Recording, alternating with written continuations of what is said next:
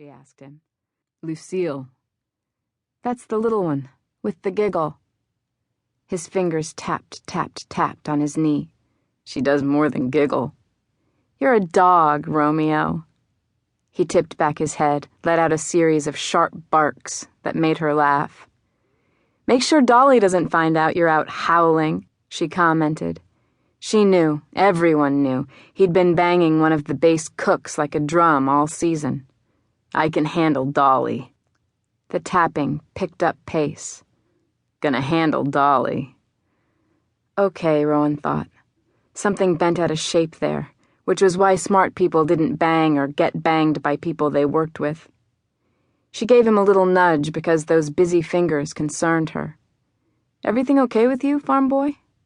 His pale blue eyes met hers for an instant, then shifted away while his knees did a bounce under those drumming fingers. No problems here. It's gonna be smooth sailing like always. I just need to get down there. She put a hand over his to still it. You need to keep your head in the game, Jim. It's there. Right there. Look at her. Swishing her tail, he said. Once us Zulies get down there, she won't be so sassy. We'll put her down, and I'll be making time with Lucille tomorrow night. Unlikely, Rowan thought to herself. Her aerial view of the fire put her gauge at a solid 2 days of hard, sweaty work. And that was if things went their way. Rowan reached for her helmet, nodded toward their spotter. Getting ready. Stay chilly, farm boy. I'm ice. Cards, so dubbed as he carried a pack everywhere, wound his way through the load of 10 jumpers and equipment to the rear of the plane, attached the tail of his harness to the restraining line. Even as Cards shouted out the warning to guard their reserves, Rowan hooked her arm over hers. Cards, a tough-bodied vet, pulled the door open to a rush of wind tainted with smoke and fuel.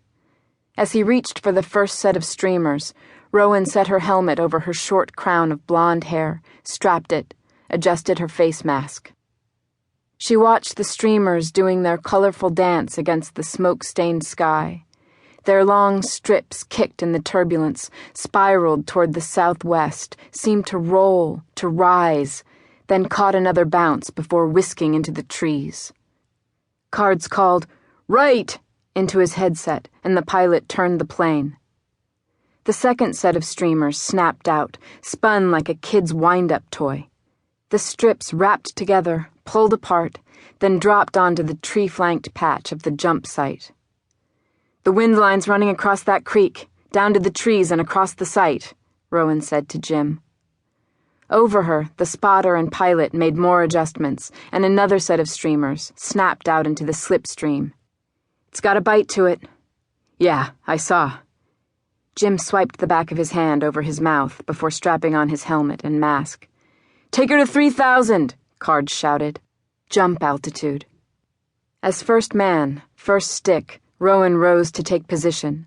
About 300 yards of drift, she shouted to Jim, repeating what she'd heard Cards telling the pilot. But there's that bite. Don't get caught downwind. Not my first party. She saw his grin behind the bars of his face mask, confident, even eager. But something in his eyes, she thought. Just for a flash. She started to speak again, but Cards, already in position to the right of the door, called out, Are you ready? We're ready, she called back. Hook up. Rowan snapped the static line in place. Get in the door. She dropped to sitting, legs out in the wicked slipstream, body leaning back. Everything roared. Below her extended legs, fire ran in vibrant red and gold. There was nothing but the moment, nothing but the wind and fire and the twist of exhilaration and fear that always, always surprised her. Did you see the streamers? Yeah. You see the spot? She nodded, bringing both into her head, following those colorful strips to the target. Cards repeated what she'd told Jim, almost word for word.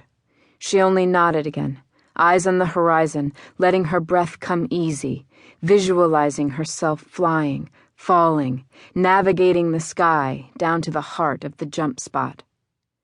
She went through her 4-point check as the plane completed its circle and leveled out.